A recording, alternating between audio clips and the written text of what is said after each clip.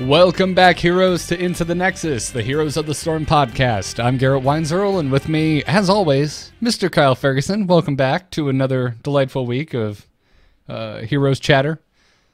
Yes, good to be here. Busy week, and not just because, work and all that sort of stuff in the background. I purchased Lost Vikings. We were playing with Scott this past week, and I ended up insulting myself, saying that I was too lazy to take on something that busy. Which, of course, made me challenge myself and go, no, of course I can handle it. Not insulting yourself. It's, I don't know. I wouldn't say insulting yourself. Maybe gating myself? Yeah, there you go. That could, holding myself back. Not giving yourself enough credit. There we go. That's positive. That's a nice positive. They're all about the positivity here on the Into the Nexus. Right? Glass half full. Unless we're talking about Abathur in my quick match. That's not going to hear any positivity from Garrett when that happens. You've been having some rough ones this week? I take that back. There was one particular Abathur who I wish I had taken note of the name of and given him full props, because we did have one good Abathur in a quick match this week.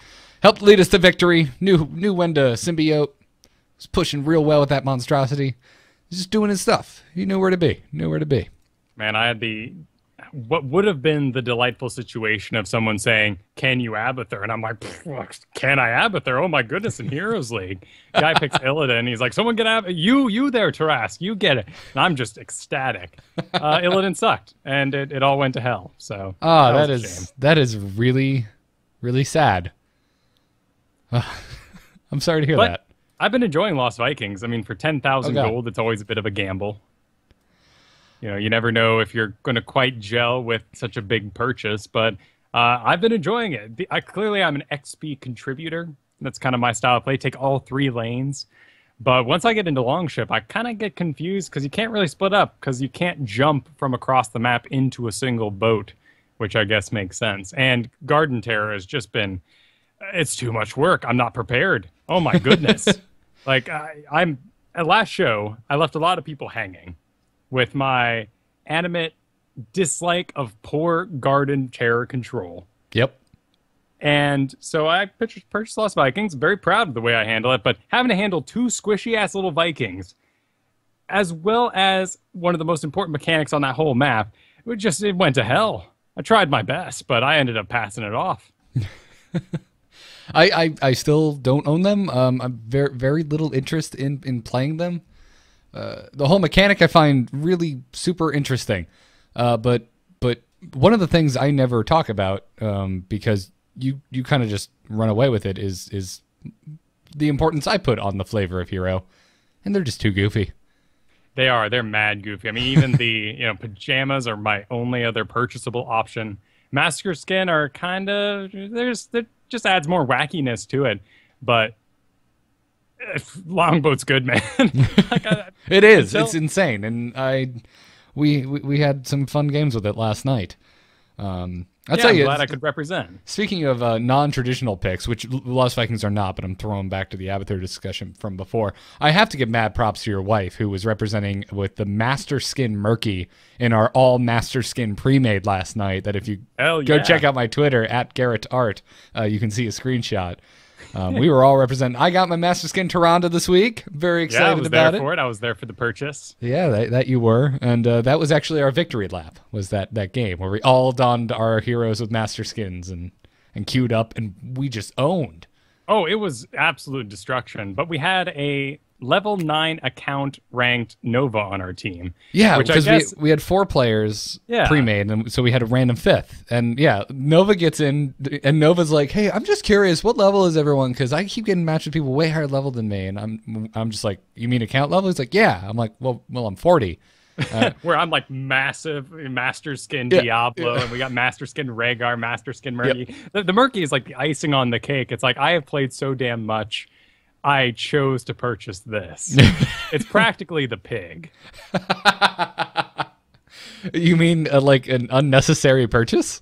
But, she ended up getting it during the Sylvanas patch. So she basically said, all this week I'm playing Murky because that's what I want as a Master Skin. If I'm going to have this damn stim pack, let's bust it out. But I was so happy that we got to descend from on high in our Master Skin and grace this level 9 Nova player who's been getting shit in her games previously and just bolster her confidence. Well, and the Nova was doing great. Yeah. So that's what I'm thinking, and that's obviously what I didn't have time to type because we're in a game. It's just like, well, really, the MMR is what's important, and it's hidden, so it doesn't matter. So you might be better than you think. Account level is arbitrary. It's time spent. By the way, there were a lot of people wondering what my opinions on the Garden Terror were last episode. Go check out episode 40. 9 episodes ago. It's kind of old now, but basically the information is still important. The strategy really hasn't changed. Yeah. It's the Garden Terror has received some tweaks since then, but the overall strategy stays the same for what you should be doing in the Garden Terror. Yeah, check that out. Look at you going back to find what episode, because we think like, what episode did you discuss this? And a lot of times I'm just like, I don't remember. Well, there are heroes in this game. You know, I try to keep track that we don't double up too often. Yeah, absolutely. So, yeah, good luck with that. It's been a good week. It's been a good week for Heroes. Been having a lot of fun with it. It's been the exact opposite of my experience with Hearthstone this week, which has been debilitating loss after debilitating loss. Ugh. I'm having a real tough time. Yeah, these new mages with all them spells are kind of messing me up. That's what I've been playing, and it was working really well. I started off this season with a sick win streak. Got right up to last season I slacked off, so I was 20 starting out this, and boom, just 15 without dropping a game. And I was like, hell yeah, now, and then just wall of losses. Just yeah. I've got 300 more gold till I can finally get my imp boss. Okay. All right, Mr. Free-to-play player. Yeah, it takes some work. I need to have you on Angry Chicken again sometime soon. It's always an interesting perspective to have. Gotta be patient. Indeed. Well, Kyle, there's quite a decent amount to talk about this week, so let's get right into it. This week's Heroes of the Storm news. We're on, boys! Ha-ha! Let's liven up this place! Put me to the stage. Stay a while and listen. Indeed, you should. Thank you, Deckard. Now, obviously, folks, you're probably if you follow Heroes, you know what the top thing is going to be this week. We have a new hero that has been announced. So if I could just take a moment of your time to give him the introduction that he deserves. Ladies and gentlemen, in the red and gold corner, weighing in at probably no more than 90 pounds, the Sunstrider, former Kirin Tor Kael'thas Prince, herbal essence spokesman for life, and even beyond the setback of death, Kill Jaden's biggest fanboy, Prince Kael'thas! Yeah. I'm very excited about having a Blood Elf added to the game, Kyle. We need more Warcraft heroes. Yeah, we do. No, we don't. We don't at all. I'm as excited as I am for a big bursty mage, which is what it looks like we're getting, for a Blood Elf, for a Burning Crusade icon, which is such a fond memory of me from World of Warcraft. Come on, StarCraft and Diablo. Let's represent a little, folks. Sure, but that being said, you know, we have our Ice Mage. It's sweet to get the Fire Mage up in there, and it looks like he's going to have some pretty unique traits, particularly in his ultimates that we've seen so far, that make him stand out. Mostly slow and dangerous. Slow and dangerous? Yeah, that's kind of the feeling they're going with here. You have your two ults. You have Pyroblast, which I'm so excited for because Trixler got on Twitter and said, guys, you don't understand how slow this thing is going to move. And that just got me ecstatic. The tooltip on Pyroblast says that after a short delay, cast a slow-moving fireball that deals massive damage to an enemy and medium damage to enemies near the target. Now, if you watched the announcement video, you see this happen, actually, or at least this is what I'm assuming the move is. It like lands and then it explodes into a bunch of little mortars that pop and explode and cause splash damage around the impact. It just looks fabulous. I'm very excited about it. Oh, and just, you know, there's people who died to hammer blasts. I just can't wait to see that one damn fool who walks out of the bush, Nova, no health, just get steamrolled by this 2-mile-an-hour ball of fire. Yeah. So we kind of I feel like we called it. I feel like we called it on this, right, Kyle? We were like, oh, you have to have Pyroblast. Yeah, pretty much. You know, there's no way you can't do that. Now, again, probably going to move a lot slower than the Pyroblast from Hearthstone. I would assume. It's rather speedy. Yeah. Well, that would be really funny, though, if it moved really slow in there. Like they retrofit it to match Kael'thas and it causes a lot of roping. like I have to Jiraxis because they've got 1 health left. I'm like, I'm sorry. Look, I'm not bragging. It's just the only way I can kill you. Yeah. I had a couple games like that today. And then we also saw him do anti-gravity to a bunch of creeps. Yes. Which, is that confirmed? We've data mined the word anti-gravity. We don't know if that's actually the ability happening there. That was all the way back in May of last year that they found that particular tooltip. Cool. Okay. So, I'm expecting. People need to get up, fly around. It happens. If we don't have a level 20 talent that is only a setback and he comes back as undead, they've missed the bar.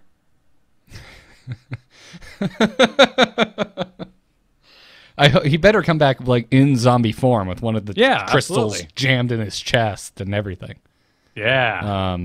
Although I could also see that just being a standalone skin.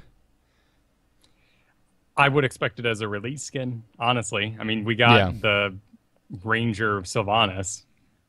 It's really only one alternative to Kael'thas. Yeah, which I would just buy right away. That would be, once again, money I just no longer have.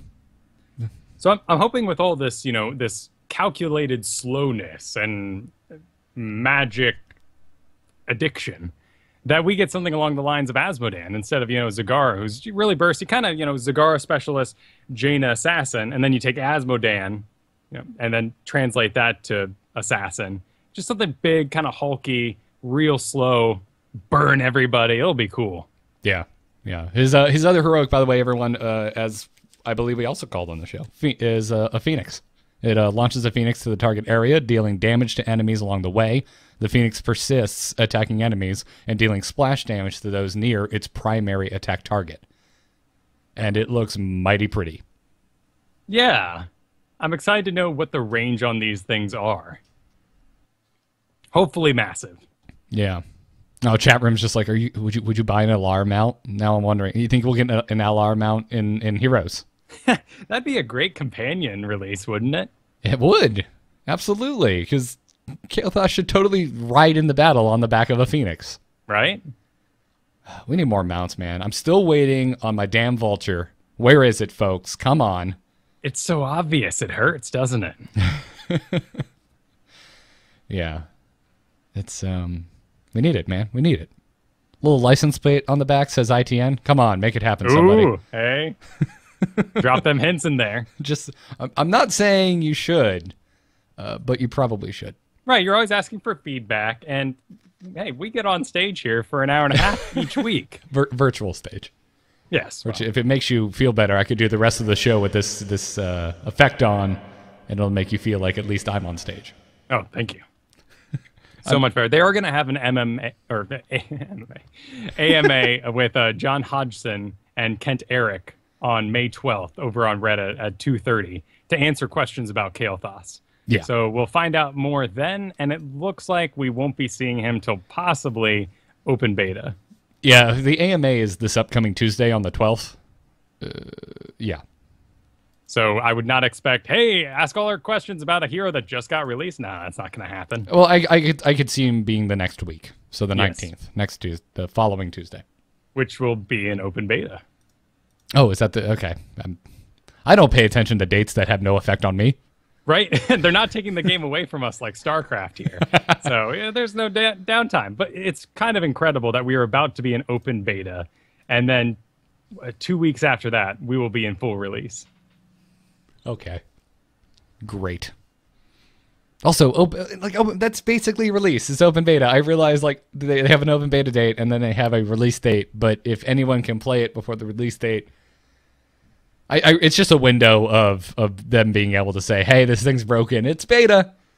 Right. Exactly. I bet they wish they could do that with Diablo 3's release.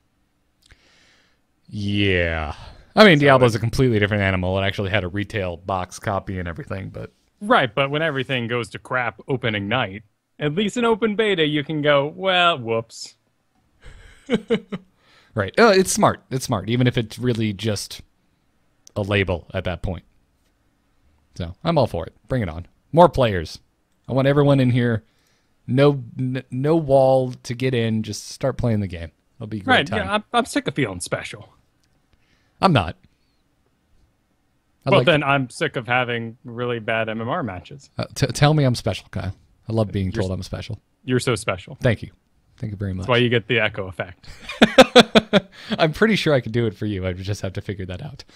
And I have disabled it permanently so I don't accidentally turn it on the show. We'll make it a patron goal.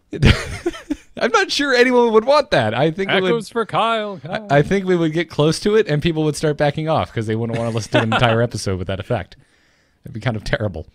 Also this week, obviously, if Kael'thas is coming, a new patch is coming because we always get a patch with a new hero release, and we got a patch preview from the Heroes team member Matt Cooper this week. We're going to touch on some of the highlights, but you should head over to the official Heroes site to see it in full. First up, he talked about Healing Ward. Cooper stated that Healing Ward is one of the most commonly picked talents, and that since players can position themselves to prevent their enemies from destroying it, that some changes are coming in this upcoming patch. So the Healing Ward is no longer always going to take 2 auto attacks to destroy it. Instead, it's going to have scaling health. It's going to have a scaling health value, and it will now be able to be damaged by area of effect abilities. So you're not going to just be able to drop it under your warrior's feet, Kyle, and just expect everything to go according to plan. I guess I need to take advantage of this for the next 2 weeks because I wasn't doing it. I was taking advantage of future tactics apparently and hiding it in bushes. Well, I feel like putting it strategically right out of behind the team. Well, I feel like that's even as it stands smart because you can still target it and kill it. Yeah. So putting it in a less than obvious place is still better. But the fact is, you can just drop it in the middle of the fight and it won't instantly die to AoE. Or the other change that's coming is now that the ward itself is going to have a higher targeting priority, and they said this means players won't be able to protect the ward by standing on top of it, which makes me assume, and they don't state it right here, that this means you'll be able to just A move or attack move, and Healing Ward will have a higher targeting priority than a hero. I don't think it's the A move. It's more like Malfurion's heal, which can totally target minions and mercenaries. But if there's a hero on top or in the general area of those mercenaries, you don't heal them. You don't have to have perfect aim to get that off. So this will more be if a Diablo is standing on top of the ward. As it currently stands, it's hard to select. You're going to keep attacking the Diablo. In this case, you will target the healing ward first. But you would still have the issue, though, if there's a large character on top of it, of accidentally selecting the character. And that's why I would think that attack moving would then prioritize the ward over an enemy hero. But that's the thing. You know how when you kind of hover over someone and you can see the ghost or the outline of someone underneath them or behind them? Mm-hmm. That's going to bring this forward. It's the top layer in your Photoshop, if you will. Oh, somebody's been Photoshopping their ass off. Yeah. I've been trading heroes lessons for art lessons. It's been pretty fun. Okay. All right. Now, again, they didn't specify, so I'm sticking with my guns. I think if you just attack move into the area, it'll select the ward over an enemy hero.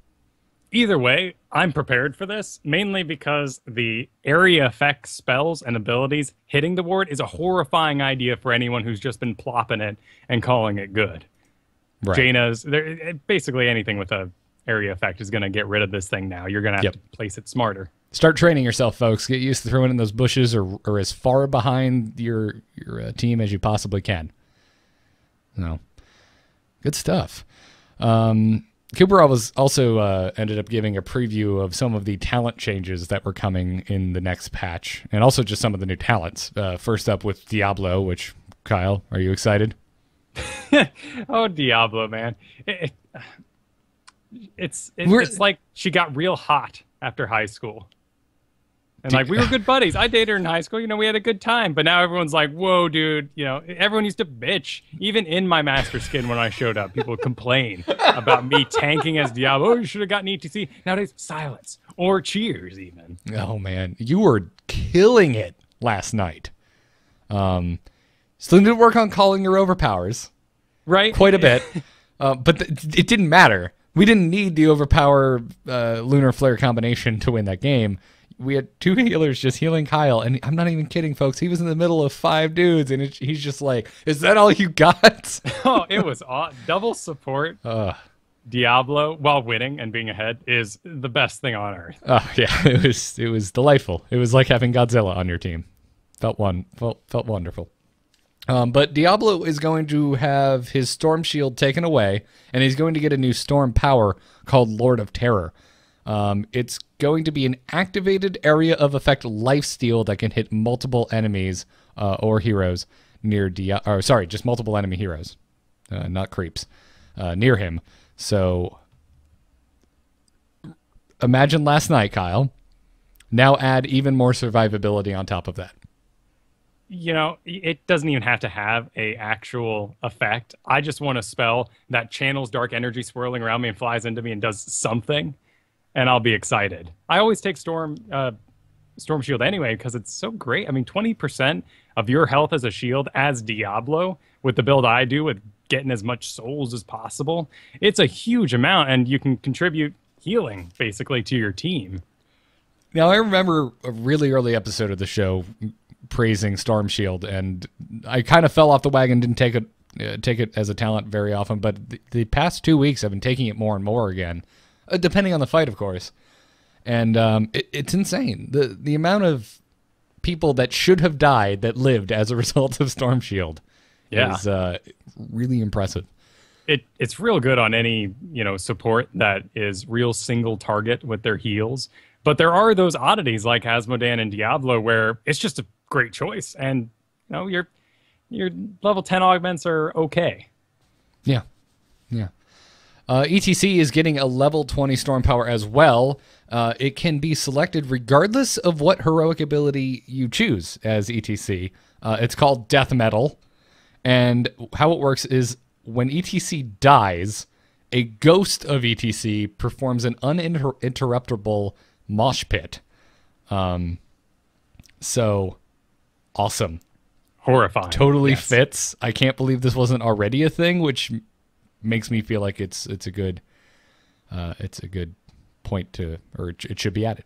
I think if it just had, guitar solo or something dumb like that as the name, we wouldn't be as accepting, but death metal and then the direct relation to what it's doing, hell yeah.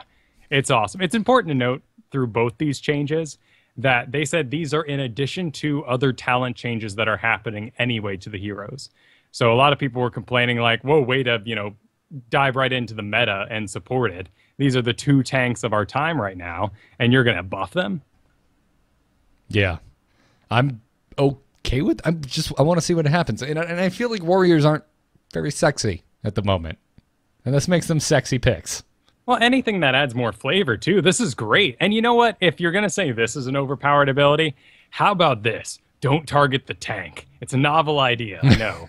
Well, that's the other thing, too. Like, while this is awesome, and yes, it's uninterruptible, so it's kind of a nightmare, you can avoid it. If you can check talents, if you haven't seen it gone off once. If once they hit 20, you can actually check the talent, or he dies once, you see it, and you know he has it.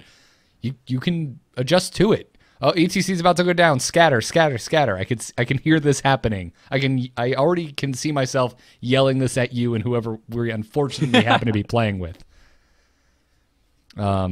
So obviously the thing that's going to be kind of gross is when an ETC takes regular mosh pit, actually hits a couple heroes with it, an enemy hero is on the outskirts and kills ETC in the middle of it, and he just immediately keeps casting it, and now you can't interrupt it, so those dudes are still stuck in there for an extended length of mosh pit.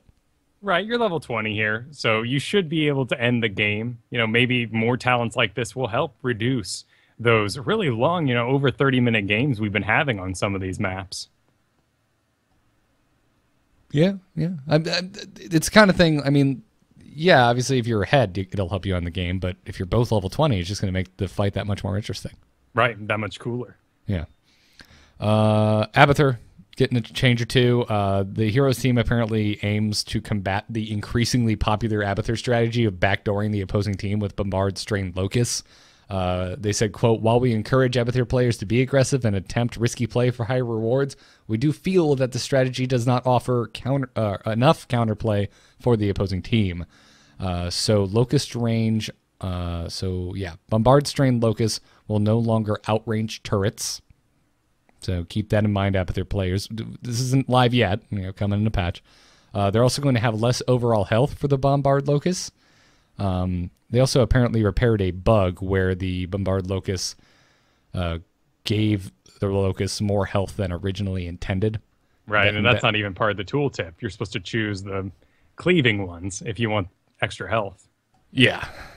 And then stronger stab damage. So they want to give Abathur a little bit more damage. So they'll be increasing stab damage by a small margin. Good. I'm glad. I've missed my old stab damage from back in the day, and I got it replaced with a monstrosity and some weird push strategies that I didn't really embrace in the character in the first place. And so apparently Blizzard doesn't even want you doing. No, and I agree to this extent. It's just not a fun mechanic. If it gets the business done, that's one thing. But, when someone has to babysit, much like we had to do with Murky back in the day, it just wasn't enjoyable. Right. It's just like, hey, sorry, dude, you get the broom. You're on cleanup duty. Yep. It's just like, I want to do things. So the cool thing about this whole, bogus strategy is that it has encouraged actual locust play. So I hope they add additional talents along the way that allow you to really focus into that. Okay. Another hero getting an update, and I feel like, Kyle, they're just catering to you because of all the changes that are happening. Cooper said that Anubarak's win rate was discussed at PAX East and how low it was at the time, but that they've made some quality of life adjustments and other changes along with community feedback and internal data in mind. So the AI on the Beetles is getting fixed. They're now going to prioritize the proper targets. Cool. I can't wait to see it work. Are you reserved? I am. We're not getting a targeted ability here. Granted, the D button already gets taken up if you take the auto spawn scarabs, and you can turn it off and on, so you're not giving away your location while you're hiding in a bush or something like that. But you can also just mount up, and then you don't drop these random things. The button's taken. I love that you can retarget Jaina's, Rainer's ult. I guess those are all ults, so maybe that's why. Currently, Nazebo's in a really weird place where you can control the slam, but you can't control the actual Gargantuan and what he's up to. Okay. But I was expecting to be far more excited because you were going off about this the other night, about how bad the AI is on the Beetles and how they're just wandering off and going past the heroes. They love the lane. They can't wait. They're account level 5. They're going to push those towers. And, I want them account level 40. So I'm hoping this works. I mean, even in mid-game, they're putting out a good 40 damage a hit. And once you get rewind, oh my goodness, you can just spawn butt tons of locusts. And you are going to destroy people. They don't body block, so, there's nothing wrong there. I want it to work. I'm hoping this is what I want. I think, you said account level 5 Beetles and account level 40. I think it should be random. You get a beetle that's the normal beetle, and he just kind of wanders off and lands. And every now and then, you get a more badass, visually looking beetle who's level 40 and will actually attack heroes. Yeah, Master Skin Beetle pops out, and then there's one that has, pants on its head. Just wanders off, fights a mercenary, engages a grave golem, and kills everybody. That would be great. I'd love it. Bring it on. I'll bring some RNG in Heroes. Right. Not all beetles are made equal. Yeah, because I love RNG so much in Hearthstone. Clearly, we need it introduced into this game. So good. Chen was brought up at PAX East, if you all remember, because he apparently had a lower win rate. But apparently that is no longer the case. So while discussing Chen, Cooper brought up that despite community opinion that Illidan is overpowered, that their internal stats show Illidan still well within their thresholds. So no changes are in store for him. And also, unfortunately, no change is going to happen to his dumb running animation. Well, it's for the children, those teens who want to be cool. Be cool and walk like your legs are broken? Oh, come on, dude. Naruto. It's a bit beyond our time, so I never really got into it. I never watched Naruto. But if you were running on a rooftop, then leapt onto a treetop, and then onto another rooftop, wouldn't you wish you looked cool with your arms thrown back in your jacket and cape waving in the wind? I mean, it's a badass way to run. In real life, it does not work that way. Yeah, he's just kind of scooting around. So anyway, despite how much you guys want changes, no changes for Chen, no changes for Illidan. I'm a little surprised at the Chen changes. I think that number is becoming slightly inflated, much like Lost Vikings, by people who just love Chen. Because when I see Chens, other than in a free-to-play week, they're master skin or they bought their special. Like, they are badasses jumping all over the place, loving everything they do. It is a really fun kit. It is. It's very active. Being able to kick through people is just fun as hell. Well, and you just have some great engage. You can really lock people down, but you just don't do a lot of damage after the most recent update on him. Yeah. And I think the same thing with Illidan. He's just so in your business, you want him to be fixed, but ultimately that's not really winning the game. Yeah, no, and while I've definitely had incredibly frustrating games against Illidan, so I feel everyone's pain, I feel like he's in a good place. Yeah. If you have the right comp, you can completely neuter him. You can counter him so hard. Shrink Ray on anyone. It's just, it's one of the best feelings in this game. It's a huge shutdown. And then we also have the Imposing Presence talent, 50% decreased attack speed, neuters him.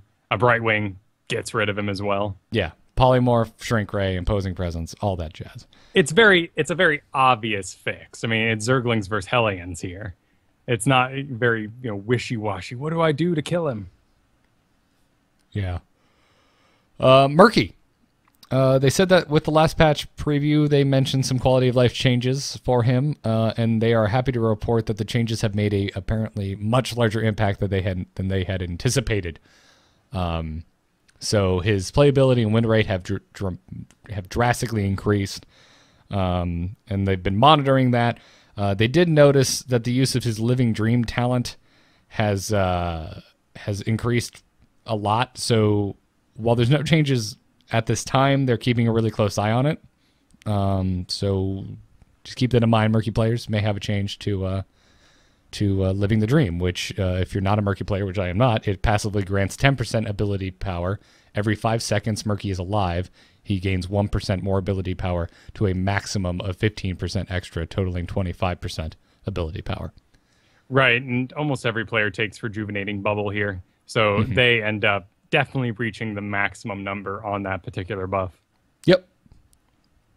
Again, I expect Murky to be a inflated number by people who really love him and, the casual player to avoid him.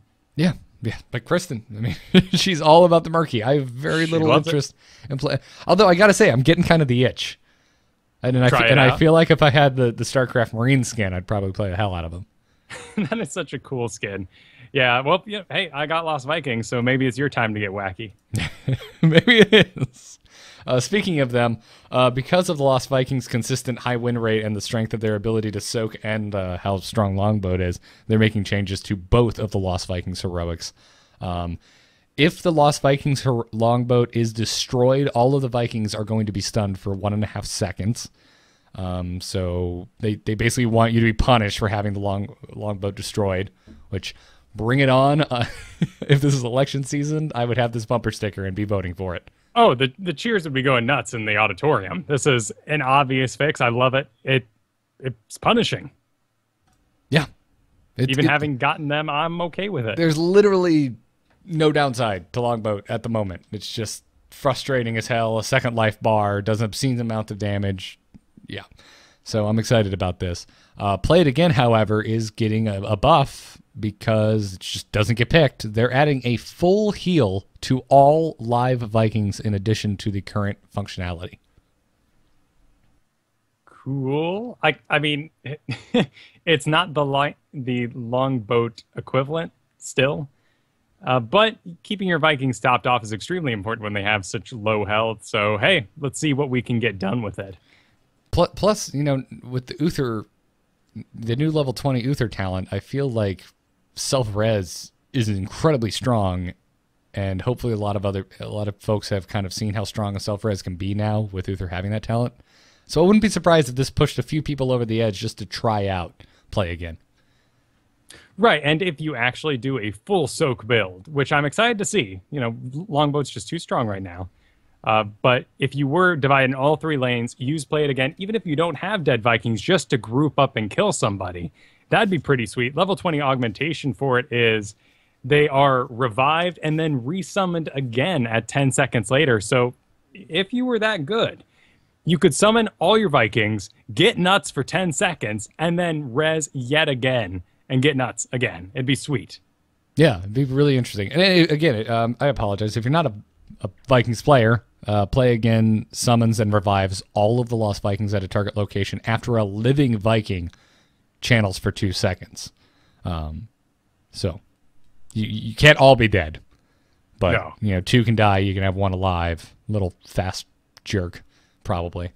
And he has no health, man. Yeah, that is a really good point. But he's hard to catch. He's very hard to catch. They mentioned Sylvanas as well. Apparently, a lot of community feedback saying that she feels overpowered. But they said, quote, Sylvanas is in a fantastic spot when it comes to her win rate. Currently, she sits very close to a 50% win-loss ratio. Obviously, that is the benchmark that they aim for. So the only thing which we mentioned last week is that they are seeing Wailing Arrow picked way more than Possession. So they are looking at possible changes to Possession. They're not sure yet. They did say, give us some feedback, community. Go post on the forums. Let us know how you think we could make Possession better. They're going to do some theory crafting, I guess. And I would like to see Possession get changed. Right. I love it for the flavor. When there are, what were they? Frost Dragon? Bone Dragon? Frostworms in the air. And you had a Sylvanas that you bought from the damn tavern. It was the coolest thing on earth in Warcraft 3. It was the only way I ever beat hardest computers, impossible or something like that, was because I was able to steal chimeras out of the air. But here, there's not really those targets, and Possession is just kind of lame. I hope they can do something with it. I'm expecting them to scrap it and come up with something else. Yeah. So that's all we're going to talk about for now for that patch preview. Again, you can go over to the official Hero site and see more about it. I recommend you do, but hopefully the patch comes sooner rather than later, and I would assume it'll be coming along with Kael'thas, but time will tell. Dustin Browder and Kael'thas Milker both were interviewed by various outlets this past week on, GameSpot, Team Liquid. So go check those out. We have links in the show notes over at amove.tv/ITN, but some of the highlights were they both mentioned that they have definitely fallen behind the Hero release schedule, that they really want it to be 3 to 4 weeks tops between Hero releases, and that is their goal for the rest of the year, to release a Hero every 3 to 4 weeks. I'll believe it when I see it. Right, they did mention that they were completely bogged down in fixing bugs right now and preparing for actual release, making sure the shop's working, all these important things, and it just fell to the bottom of the pile. They said they do have a huge back catalog of stuff, including more maps that they're going to get to us and are in fact ready to be put into this 3 to 4 week release schedule. So, I'm hoping, granted, if you're going to watch both these interviews, it's kind of election season. We're real close to release here, so some of the answers can be a little PR-y.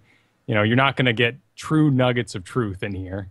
Well, any interview with a representative from a AAA video game company is going to be guarded. Sure. And that's to be expected. But, check out the Dustin Browder one. Something about the way Team Liquid approached this really, maybe it was just Dustin was exhausted after, hosting Heroes of the Dorm. But he was just real personable, really broke it down. It was cool to see, him being him and not a guy on stage and just being passionate about a project he's been working on for 5 years now. Well, I feel like Dustin's always been like that. I've always enjoyed when Dustin would take the stage. He was really good at PAX, especially when they were having those technical difficulties. And he's like, I've got a phone with the slides. I know this sucks, but if everyone could just lean in. It's just like, cool. Yeah, I know you're on a tight schedule. You got to do what you got to do. Apparently, hero categorization is going to get some renames, according to Dustin Browder. I'm really curious to see what this means, because I hope to God it means Tassadar is no longer considered a support. Right, so he gave the examples of specialists, and that we have Abathur, who can be more of a support. We have Zagara that almost is completely categorized in like burst damage. Now we have Asmodan that is clearly a pusher. So they're going to go through and somehow give us additional labels for all of these. Are they going to affect our quests? That's because I'd like to see like maybe a slash. Like this falls into 2 different categories. Because for the love of God, do not make Abathur support only. Do not like get rid of a specialist and put him on support because I will just rage. Right, bring it in the patch when we always get to support, and now all of a sudden Abathur's filling that hole. Yeah. My team's got an Abathur, and we're fighting against a team with an Uther. I wonder how that's going to turn out. I mean, Dota goes up to 10 rules, official rules, but if you're talking about like durable and all the other roles they implant on top of the roles they already have, it's in the 30s, 50s. Yeah, actually, that's a good point, and that is a little on the absurd side. So maybe don't go that far, but if they go to 10, I think that's okay. We got carry, disabler, lane support, initiator, jungler support, durable, nuker, pusher, escape, and heroes are made of a combination of therein. Yeah, crazy stuff. So if we have combos, we can keep the quest system the way it is because I've got a Diablo quest and I have a pusher. Well, okay. I can do both. Yeah, why not? Browder also said that they're wrapping up bugs before launch. Obviously, we're going to get one more hero before launch. Obviously, it's going to be Kael'thas. Now we know that. This came out before Kael'thas was announced. And obviously, we're going to see a lot more stuff post-launch. So expect that. Apparently, the team is not downsizing after a release. As a matter of fact, it is getting larger. It is currently just a little over 100 team members, which is massive. But again, aren't they splitting it with StarCraft? Isn't it the same team? The same development team? To me, that sounds like directors for movies. They're always kind of working on that side project in the background. Sounds to me like producers for movies, where they really have almost nothing to do with the damn movie. That's true. They just drive around in the golf carts and yell at people. It's like, oh, Steven Spielberg produced this movie. And it's like, well, no, he didn't direct it. So just, no. He looked at it once and said, why not? Threw some money at it, said it was good. It was like the Steven Spielberg Presents Gremlins. It's like, or Animaniacs. He didn't direct the damn thing. Where all he ever said in it was, I like it. Although, both those things, freaking amazing. Sure. Gremlins and Animaniacs. I want a new Gremlins something fierce. How that hasn't been rebooted. Yet we have like Ninja Turtles and... Oh, and then we're getting another one, too. A 4th Transformers with Marky Mark and the Funky Bunch. Like... That I did like the new Ninja Turtles though. I dug it. Well, that new Transform movie going to be going up against World of Warcraft come next year. It's going to be a face-off. Yeah, I know what I'm saying. No contest. Browder also said that the meta keeps surprising them. So they're not going to try and predict too much with that at a new release. He said, quote, we add stuff if it isn't obviously OP and see how it rolls. Which makes sense. Feels good. Right. There's a precedent of other MOBA companies countering the meta once a year. And they just put out a big patch, change a bunch of things, make things fresh. Players come back, much like a World of Warcraft expansion. And that's how you run the business. Yeah, and think about the most recent release, Sylvanas. Apparently it's working out great. She hasn't been messed with at all, and she's at a 50% win ratio. No, even Jaina came out in a really good spot. Thrall as well. I mean, we haven't had... I don't feel like Jaina was in that great of a spot, because remember, she got that big damage boost about a month later. Sure, but we had an additional patch in between then. I mean, Jaina sat where she was for quite a while. Yeah, but I don't necessarily agree with that. I think she could have been buffed a lot sooner. Fair enough. Her damage is absurd right now. Well, it's burst, and it should be, because she's made of damn paper. You catch a Jaina out, she's just dead. And then really, Cal Milker didn't really state any specifics on the next content drop regarding when and how much content we're going to see, but said that they have many heroes and battlegrounds in all various stages of development currently in the process. So bring it on. Yeah, they made a cool point that their maps go through 5 visual iterations and 6 mechanic iterations before we even see them. And it's always just about simplifying and making sure it's immediately communicatable. Yeah. So cool stuff. Again, this is just kind of the highlights. We have links to these interviews in full if you want to go check them out. amove.tv/ITN. Look for episode 49's post. Link to the show notes at the bottom. In mini news this week, the starter pack has been announced. Obviously, the official launch date is out and it's rapidly approaching. So there's now a starter pack. It will, well, not yet. It's going to be exclusively available at retail locations, which I find just super funky, but whatever. So on June 2nd, you'll be able to go to a retail brick and mortar store and get the starter pack. It's going to be $20. You're going to get Zagara, Sonya, Lily, Jaina, Zeratul, the Ronin Zeratul skin, and a unique golden tiger mount that you will only be able to get through the starter pack. So thanks, guys. I already own all but one of these heroes. I would love a golden tiger, though. We've heard mentions of credits in the past, whereas if you purchase something, you'll somehow get some sort of points back or purchase something else. The way they do it in this is like, oh, do you already have this? That's fine. Each of these items are a separate code, so you can just gift them to a friend or teammate. It's like, I don't want to gift them. I want to just buy the damn golden tiger. Yeah. So at least it's a system. Yeah. And I'm curious to know if this is going to be just like the old WoW playtime cards that came in boxes where it's just shaken in there. There's nothing but a code in there. If they're actually going to do CDs. Why would it be a CD if it's codes? Don't know. Want to go old school, maybe. I don't know. Okay. I'm down with it. Bring it on. If you watched Mayweather versus Pacquiao this weekend, first of all, I'm sorry. But also, you probably saw that Sweet Heroes jersey that guy was wearing. Yeah, and it was actually part of his, flair. It was embedded inside the jacket. It wasn't that random hat from earlier. It seems that Heroes actually sponsored the side of the fight. Yeah, that's really cool. And it was on Pacquiao's side, so it was a good side. I don't know. Got to root for Pacquiao, man. He doesn't beat his wife. Oh, awesome. Also, there's a story out this week that things in Heroes are going to cost more in Australia.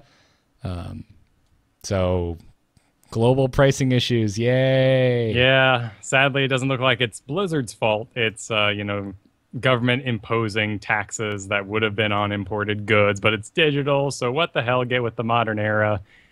It's a bummer for those folk. Yeah. Trixler let us know that fiery nameplates will be coming back very soon. Huzzah! Because I've had a lot of Heroes of the Storm this week, and I have not been able to fully revel in my flaming glory. Right? It's coming. Apparently, it was completely unintentional that it got taken out. Yeah. And then finally this week, Blizzard had their quarter's this quarter's earnings report, and apparently Heroes has reached 11 million users. So awesome. Not even an open beta yet. Bring it. That's pretty hot. I mean, we got 30 million for Hearthstone, so a third of Hearthstone. That's an impressive stat. Yeah, for a PC only game. Well, and Mac, but not on a phone, not on a tablet. Not incredibly accessible to just about everybody. Sure, it's not really a stat I throw out when dealing with Blizzard. It's a little computer-centric. Yeah. But I do wonder about this. Is this like, because it's closed beta, so this is people they invited. Are they just, is this folks who have actually logged in? Or did they just invite 11 million people so they could say this? No, you had to activate your account. Okay, awesome. Well, there we go. Because that would be really funny. They're like, well, we invited 11 million people, so we could say 11 million people are playing the game. It's like running an advertisement for a bad Resident Evil game on TV, and they're like, millions have seen the game. Yes, that's because we're watching a commercial about it right now. What are you doing? We know your story's convoluted. I'm not buying you. Have they made a Resident Evil game recently? Yeah, back in Christmas, I think they came out with like isolation. Just grab one of those random like revival or reckoning words and place it behind Resident Evil, and you've got yourself a sequel. Wesker's Reckoning Revival. There you go. That would sell like bacon. Oh my goodness. Have you still not gotten over the Matrix from the 90s? Well, do we have a villain for you? Oh, it's so cringy. I agree completely. He never updated his aesthetic. Resident Evil.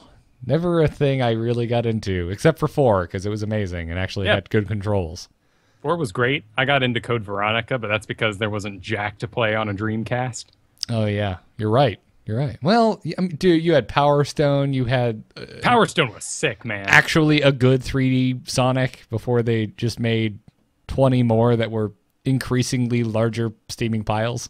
Yeah, but you had to play all those weird levels as the cat guy and fish in old levels. It got odd. Yeah. Okay, you're right. It wasn't the best. It wasn't the best. I totally bought that spinoff.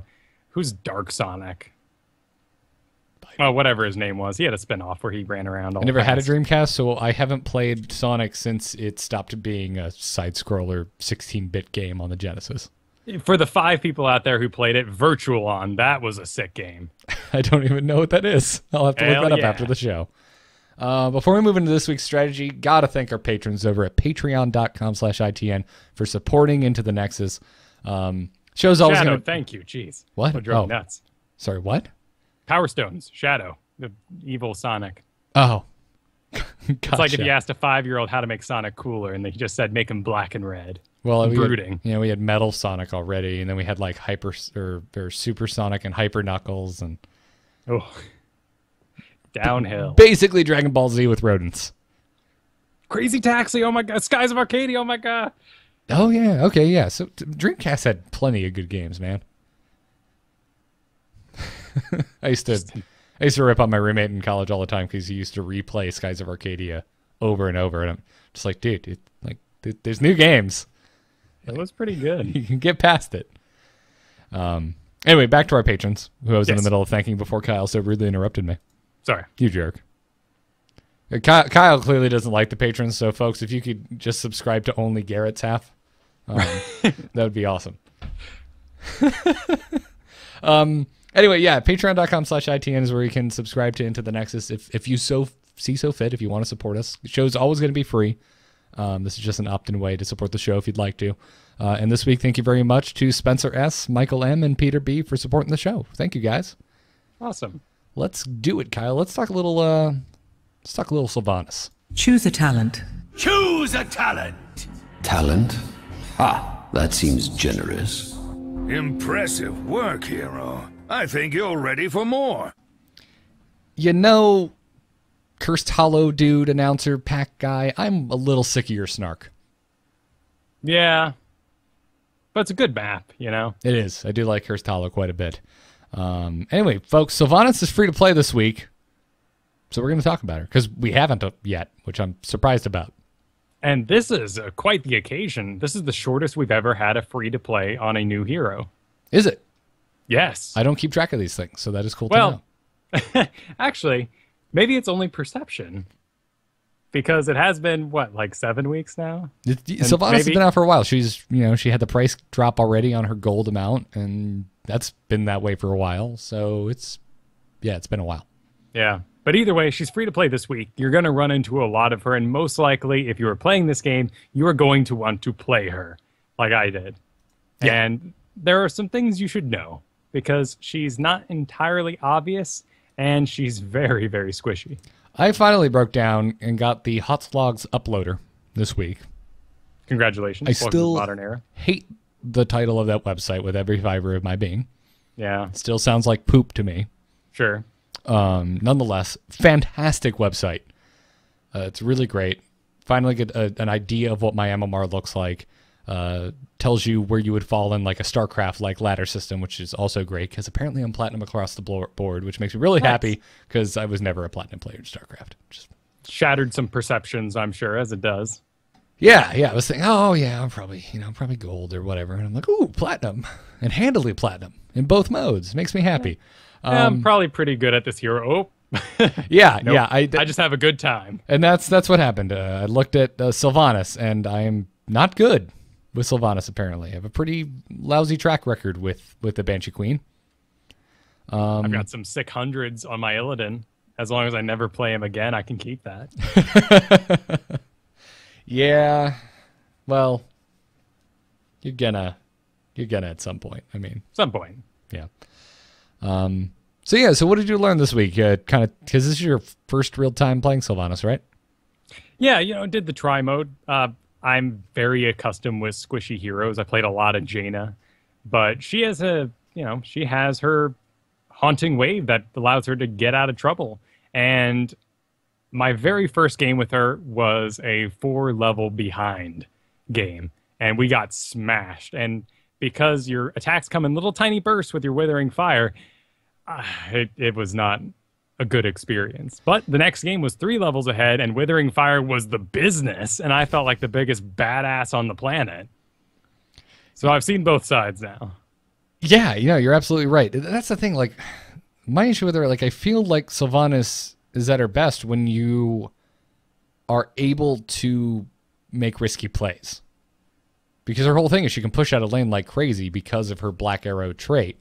Which stuns minions, mercenaries, and towers for 1 second every time it's hit with anything you do.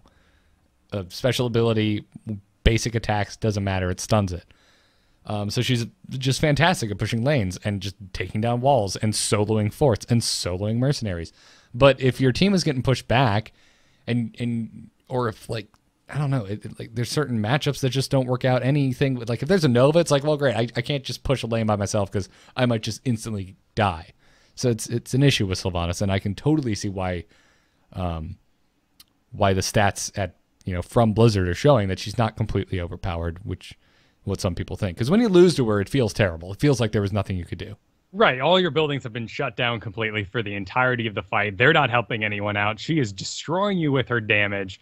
The arrows flying in, silencing you if you didn't die flat out in the first place. But when you're behind, maybe that's where we can apply that extra heroic at the moment. I've talked about quite a bit in the past that I kind of view heroics as one's for when you're ahead, one's for when you're behind. And, right now we just don't really have silencing a team that's already barreling down on you isn't going to do any much. They still want to kick your ass. And possession's not going to turn around. Oh no, the mercs, they've turned on us. One merc has turned on us. That particular giant has decided to die. One catapult. But I'm very curious to see what kind of talent choices you make through here, because we have the Withering Fire, very cool ability, a lot of fun, particularly when you're trying to jockey for range to blast an enemy hero. You got your Shadow Dagger, great at shutting down an entire lane of creeps. Haunting Wave, easy, I think, for new players to use incorrectly, to use it aggressively and then find themselves dead. Yeah, you want to keep, that's kind of the first big thing with Sylvanas, is you want to keep Haunting Wave off cooldown if you can, so that when you get in trouble, you can use it to escape. That said, it does a decent amount of damage, so it's kind of tempting to just throw it out there. Well, and you do hit an entire lane. I mean, you throw out that Shadow Dagger, if you didn't take everything out, it's pretty tempting to throw out the Haunting Wave and hit everything again. Yeah, because you can clear a wave super quick. But you should be patient, because if you're using your dagger, they're stunned anyway, so that you don't need to just burst them down like Jaina. You should conserve your mana, conserve Haunting Waves, so you can actually live.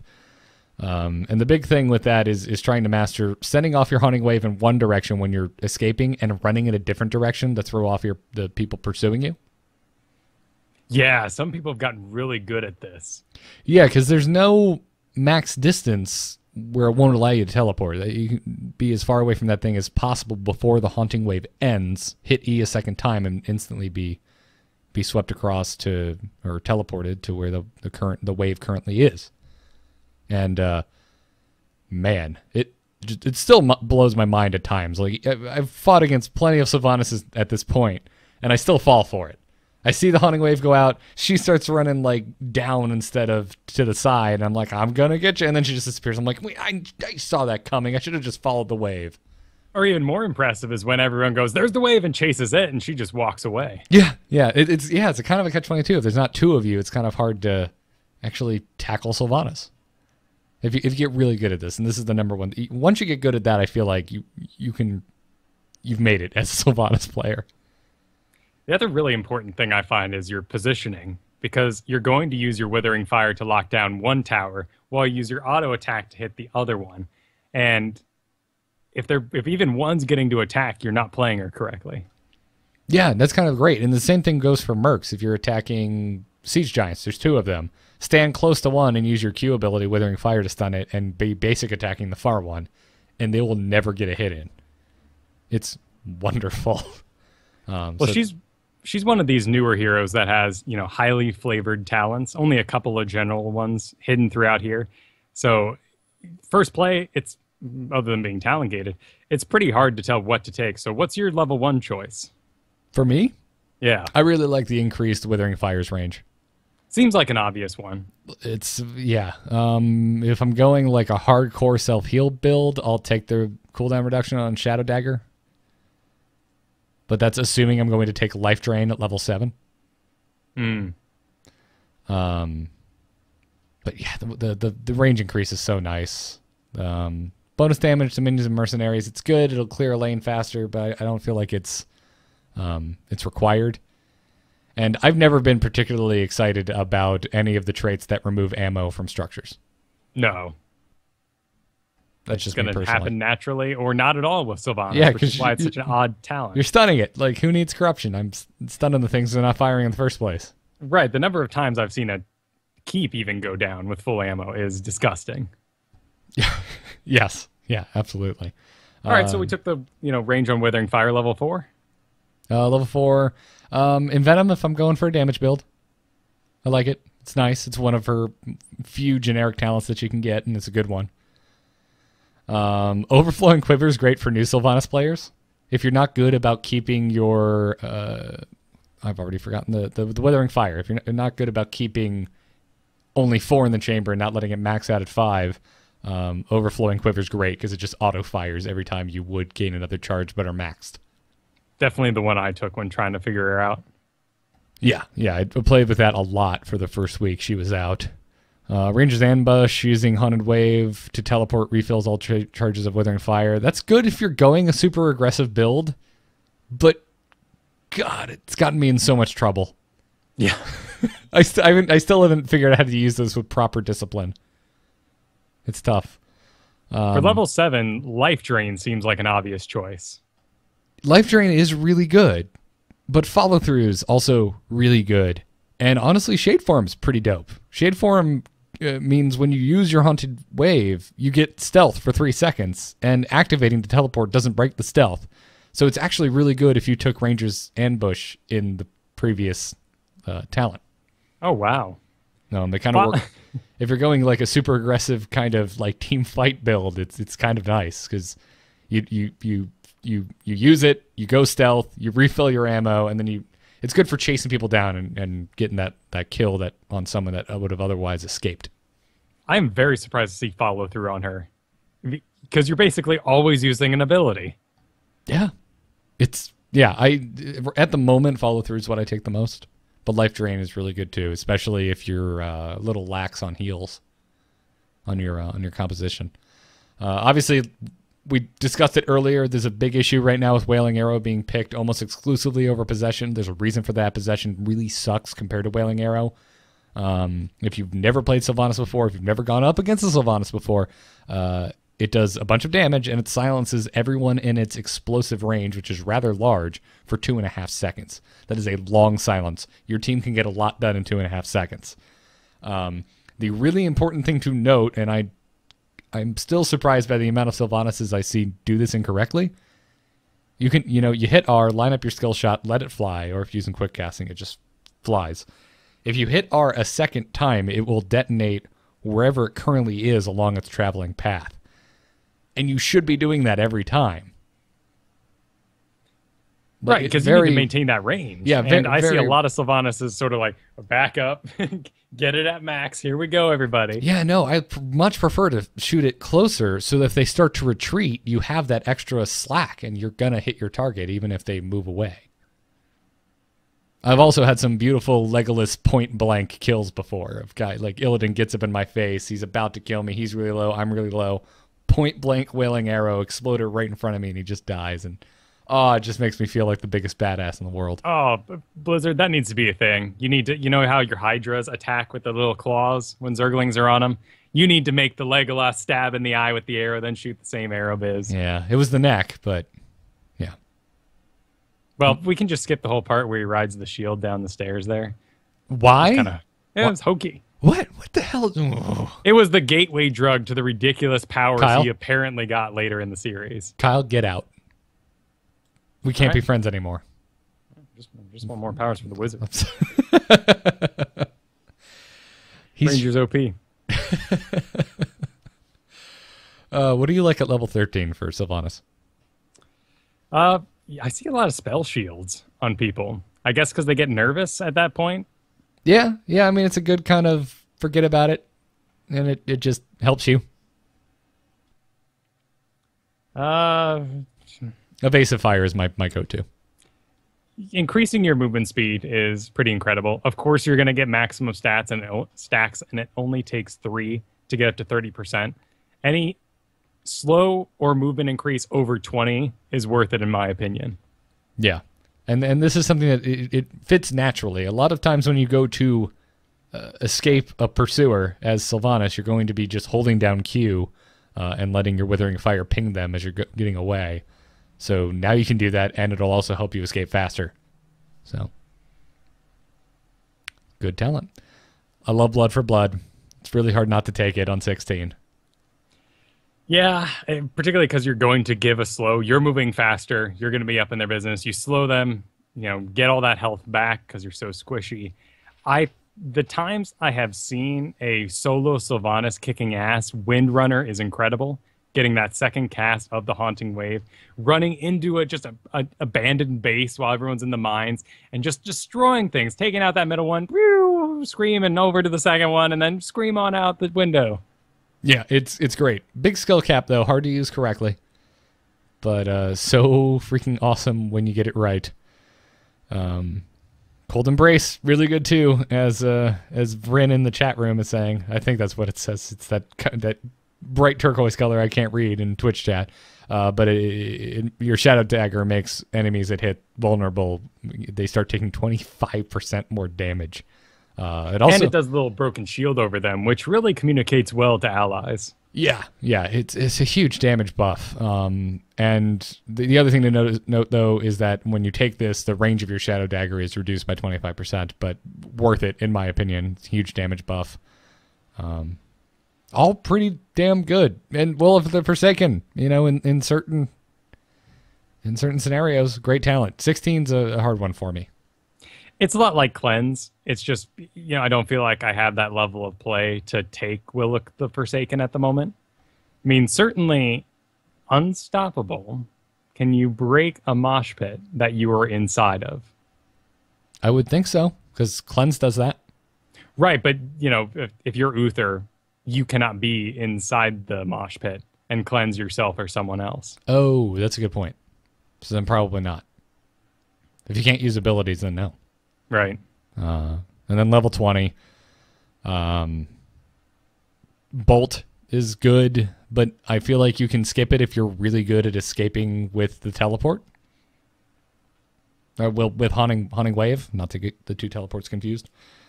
I almost always just take Deafening Blast, because I always take Wailing Arrow. Yep, 50% more damage, double the darn silence.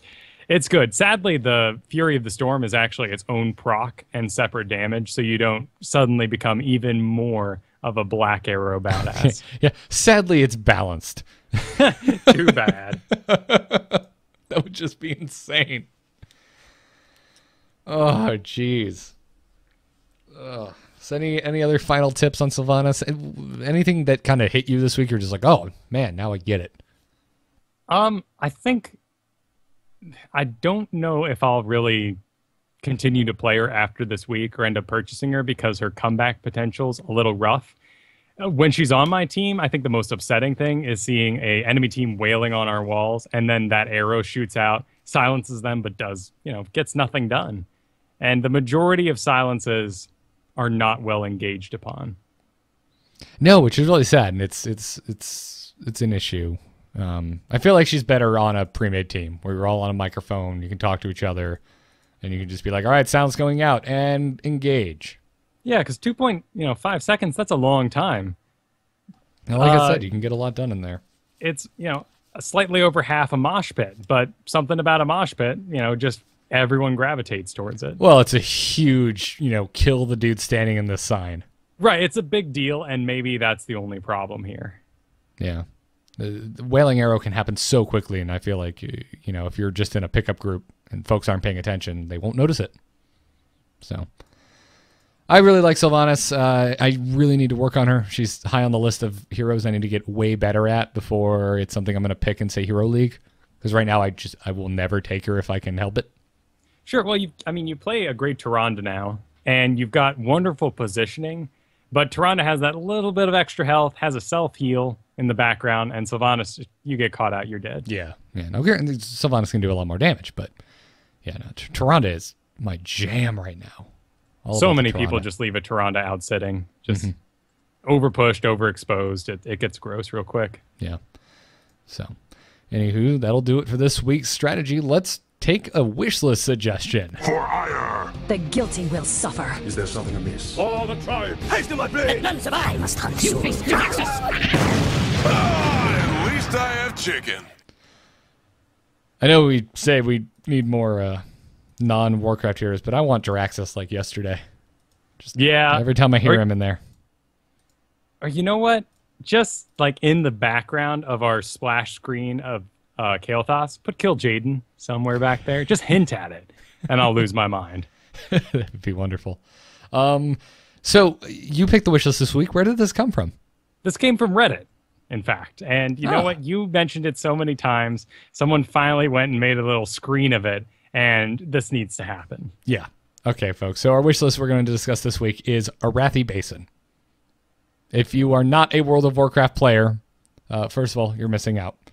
Secondly, it is the greatest battleground in the history of that game.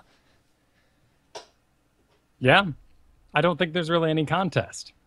Thank you. Thank you for agreeing with one of my opinions that are actually facts. Well, you would think Capture the Flag, right? Because Capture the Flag is an awesome game. Steal the Bacon, too, because, there's 3 flags instead of 1. Yep. But it falls kind of flat in World of Warcraft. Arathi Basin is where the real business happened. And, I was a troll priest, so I did walk people off the lumber mill. Yep. If you're not familiar with Arathi Basin, imagine King of the Hill with 5 hills. It's wonderful. Hold the zone. Yeah, hold the zone. I can't even remember the name of this type of game type in Call of Duty. I think it's Domination. It's very similar. What was it in Halo? I don't know. They had the same thing. King of the Hill. That's what it was. Was it King of the Hill? I think there was only one hill, though, and it changed locations. Oh, okay, yeah. That's not as interesting. I like it when there's multiple zones. So, anyway, it's really fun. The whole idea of it is to hold these zones. You get resources. When you hit a certain amount of resources, you win the game. I would love to see this translated into Heroes of the Storm, and I feel like you could do it. I mean, it kind of already has 3 lanes. Like, if you just rotated the map a little bit, it'd be a 3-lane map. Yeah. I mean, it kind of is now. It's just the way it is. It's a little funky. Right. So, the middle lane kind of connects halfway between the side lanes, but... Well, yeah. I'm sure they would alter it. I don't think you'd have as many little weird branching paths, but... Oh, dude, how great would that be? Now, it'd be weird. Like, do you think we will ever get a battleground in Heroes of the Storm where the objective isn't kill the enemy's core?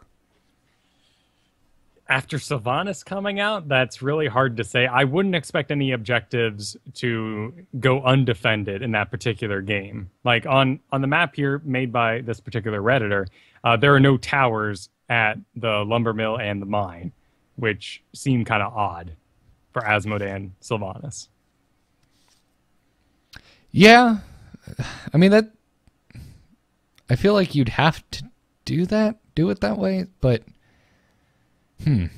the way this guy does it is he makes it so the resources, once you've gathered enough, it kind of works like Tomb of the Spider Queen, where you then just spawn additional minions. Oh, that could be interesting. And it's almost like at that point you're mixing it with old school Alterac Valley, where people actually collected the resources, turned them in, and got the NPCs to fight on the battlefield with them.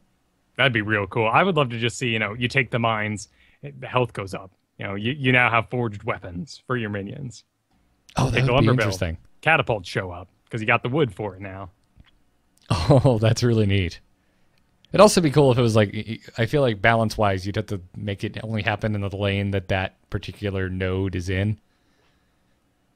Sure, if it was all coming from the core in the back, it might get a little ridiculous real fast. Yeah. Yeah, this would be hard to translate, the more I think about it. I think, though, we are finding, at least I am, that I'm enjoying control zone objectives more than collection ones. Yeah, Sky Temple, Dragon Knight. Yeah, I really like Tomb of the Spider Queen, though, but it's also, you get a little bit of that in there because you're trying to protect the hand-in. Yeah. Because it's not like Garden of Terror where you just pick it up and now they're yours. You have to hold on to them. If you die, it's the same thing with Blackheart's Bay, which is why I believe both of us have come around on it. Yes, you have to collect the coins, but if you die, you drop them, and there becomes these team fights around Blackheart. Tomb of the Spider Queen's a great evolution of Blackheart's Bay. I mean, that particular map, BB Bay, or BHB. Blackheart's Bay.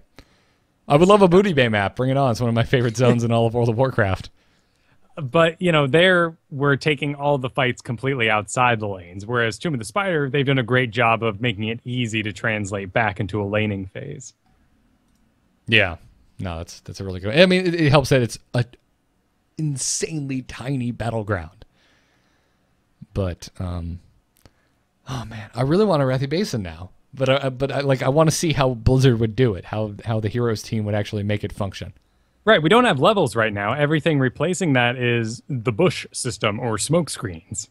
So it would automatically lose a bit of iconic feel. One, I wouldn't be able to jump on top of the gates around the what was it? The stables. Farm? Oh, the stables. And run around on top and dance on them even. Try to get on top of the building. I wouldn't be able to mount up on lumber mill, leap off at max speed, cast slow fall or levitate as my priest, and then cast heals on people at a blacksmith in the middle of a fight. If they got it right, we would all be fighting around that damn bridge in between the starting zone and the and then chat would be nothing but fight at objectives, noobs. Yep. Stop fighting on the road. What are you, a bunch of ruffians from D&D? If the people who BM'd in chat said things like that, I would love them so much more. Sure. At least role play your damn character, right? Yeah. Yeah, absolutely. So I'd be really interested to see how this would work, and I'd love to see it because, the nostalgia, man. Just wash over me. Yeah. Yeah, I'd be blind. It could be an awful map, but I would love it. Yep. What if they, and hear me out on this, it might be crazy. What if they sold skins for Battlegrounds? Like, what if you could go buy the Booty Bay skin for Blackheart's Bay? Oh, that'd be it. It's like, so they just release a whole wave of pirate-themed? Yeah, no, but maybe like Battleground by Battleground. Change Tomb of the Spider Queen to look like a crypt from Diablo 3. Oh, I see what you're saying. So is that just for you, or is it for other people? Not just for you. Okay. Like, everything would have its counterpart that would be one-to-one the same, so that you would see a different version, but everyone else would see whatever version they had. I'm down with it. It's not affecting me any. I know in Warcraft 3, if you knew all the codes for Dota, you could change the water to be the color of blood and make it snow. Didn't affect anyone. I mean, it lowered my performance because I was on a piece of crap computer, but... That's a very good point. Alrighty then. So any closing thoughts on Arathi Basin? We'd have our first Horde versus Alliance map. It'd be awesome. Horde only. Side, please. We'd have to have a theme team. Mm-hmm. And then we would get the Alliance side and be like, damn it. We lost. Yeah. Actually, we won. If we're going by statistics here. No, you're thinking of Alterac Valley, which actually is biased towards Alliance. Arathi Basin is fairly balanced, sir. Over on Drakthal, it was not the place to be. Well, that's just your battle group, and traditionally being terrible at certain battlegrounds. But, yeah, no, I feel your pain. Strand of the Ancients was pretty bad for us. I think we all want to see more dynamic minions and have our map objectives affect them. The spiders are a real cool touch, and we want more. Yeah, absolutely. Well, let's take an email, or maybe two. Probably one. Gone long today.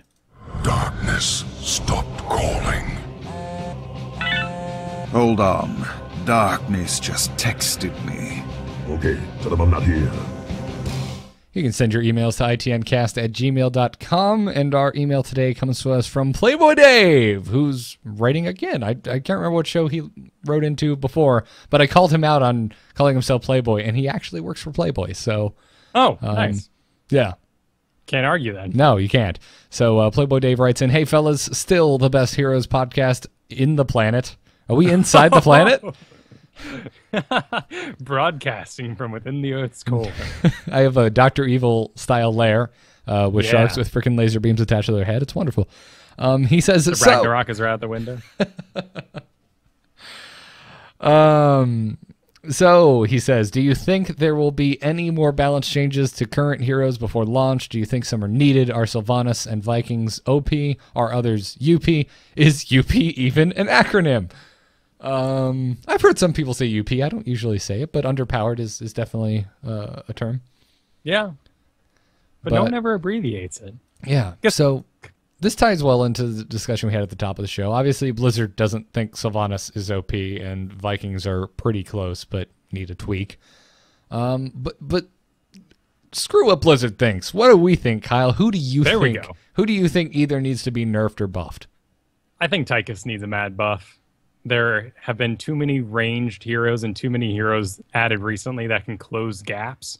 And he's basically played like a melee these days, but with none of the benefits. Yeah. Okay. I agree with that. I feel like Sonya would almost be in that same boat. Well, she is a melee. Well, yeah, but like she seems funky in the warrior role. Because you almost just have to build her for damage, and she still doesn't stack up to other folks who are assassins, and she just seems in a funky place. Right. If we're gonna redefine heroes, like Dustin Browder was saying, Sonya is definitely one of the first that's gonna fall out of warrior. Yeah. Tyrael would definitely be the other one that is maybe like a durable assassin, perhaps.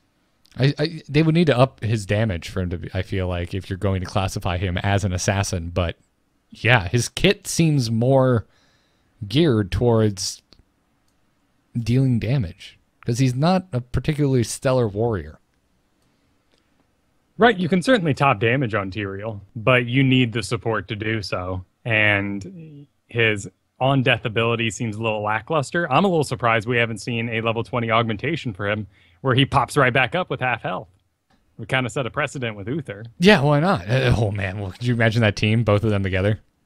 Oh, just booming right back. Yeah. Then he explodes again when he dies. Oh, the two of them lasting forever in holy light.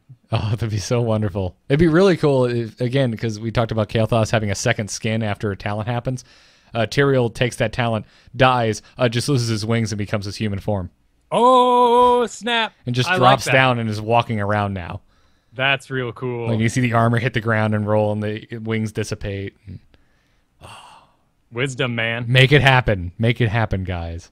That's pretty cool. I'm a little surprised, with all these underused ult talks, that we've never discussed sanctification. Tyrael's art where he makes everyone but him invincible.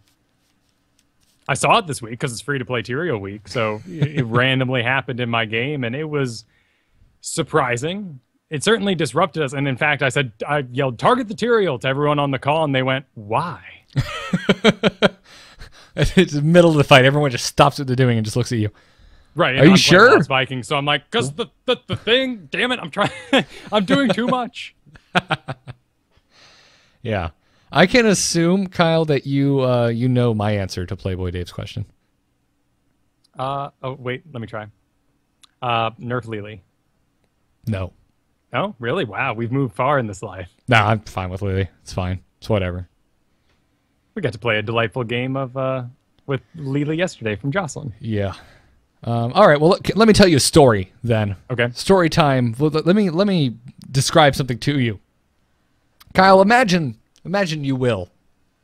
Imagine one of the most fully realized, amazing, epic, full of wonder, fantasy settings you can think of. You have that in your mind? Yeah. All right. Imagine you've got knights, kings, undead horrors, liches, dragons, elves, just everything. I'm sold. All right. So you've got this story. You've got all these characters you care about. Now imagine this character. Imagine the equivalent, if you will, of Darth Vader from Star Wars. Imagine you have this guy who was the chosen son, the golden child, who was supposed to carry the weight of an entire race of people on his shoulders and bring justice and light and just champion the cause of everything he stood for. Wouldn't it be a shame if a character this cool was underpowered and he got his ass repeatedly kicked in cinematic videos? Absolutely. And I wasn't finished. Now imagine, he falls to the dark side and becomes one of the greatest villains in the history of video games. Right up there classic. with Ganondorf, with I guess Robotnik, but Bowser. Okay, there you go. There's one that's not questionably terrible. Should that be the poster child for what a milquetoast hero is? Should it? Should it be underpowered? Should it have an incredibly boring kit? Should it? I almost never see him and cringe at the thought of playing this character. No. For the love of God, fix Arthas. What is wrong? There's something seriously wrong. He should be one of the best goddamn characters in this game. And he's just terrible. I hate him. He was the first thing I bought. I bought the Frostworm skin. I bought the package, and I have zero interest in ever playing him again at the moment. And his master skin's kind of lame. Oh, his master skin is mega lame. The horns are cool, but it just doesn't do enough for him. Yeah. That's it. I will say it's one of those ones that you look at it in the story and you're like, that's pretty bad. It's not so bad when you see it in game from the isometric view. It does actually make him look more imposing. Yeah. So I'll give him that. It's better than any Brightwing skin that currently exists. That's for sure. Sure. Well, yeah. I mean, even what Monarch Brightwing looks pretty cool until you're selecting her and her staff goes through her face. I still disagree. There's not a single. The best Brightwing skin is her third standard skin tint that makes her look like Toothless. That is the best Brightwing skin. It's always kind of a shame when you don't really want to buy the skin. I feel the same way about Abathur, but that's just because it doesn't do anything to my hat.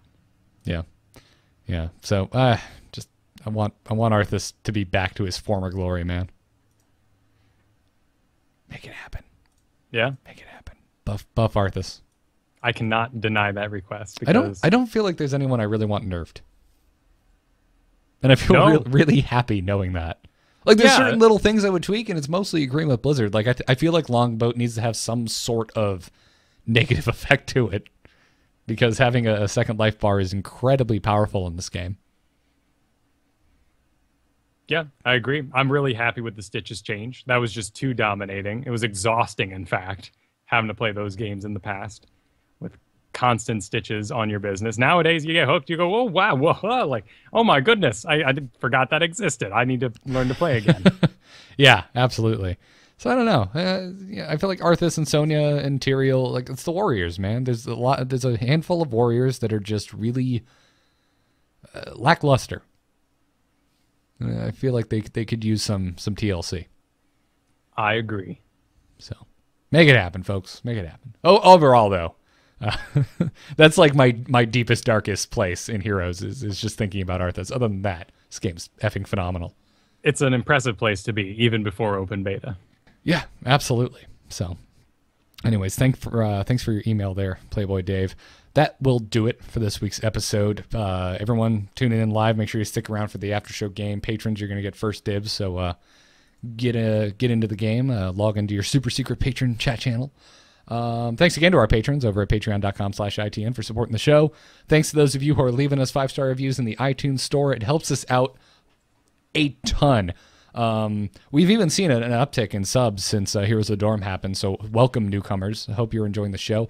If you're an iTunes listener and you really like what we're doing, drop us a 5-star review. It's a completely harmless, free way to help out the show. We really appreciate it. So this week we want to thank the Skelephant. Thank you to Saint Azrael, who wrote Chocolate Bunnies of Death. And thanks to Rated R. Actually spelt that way. So... Thank you for leaving us reviews. Really appreciate it. Into the Nexus is produced by amove.tv and Declan H., our Patreon producer. Thank you very much. You can see more about this and all of our other shows over at amove.tv. Our email, once again, is itncast@gmail.com. We have a subreddit over at itncast.reddit.com. Once again, if you have an extra BlizzCon ticket, please head on over there. Got some folks looking for a BlizzCon ticket and are looking to buy it from you.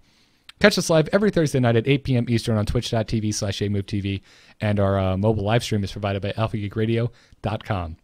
Follow us on Twitter at ITNcast, and big thanks to BrianGriffithMusic.com for our intro music. Kyle, where can folks find you when you are not storming the Nexus as anybody but Arthas? You can find me over on Twitter at Kyle Ferguson, and you can find me at KyleFerguson.com, where I post Dungeons & Dragons articles. This most recent one is about making up fates worse than death to give your players, because no one wants to kill their players. It's lame. No one wants to be kicked out of the game.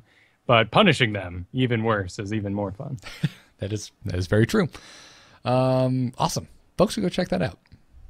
Also, just because we aren't running ads at the top of the show anymore doesn't mean that these codes aren't any less awesome. Check out doghouse.systems.com, where you can use the code ITN to get a free 120 gigabyte solid-state drive added onto your already awesome Doghouse Systems gaming PC. I'm using one right now to talk to you through the interwebs.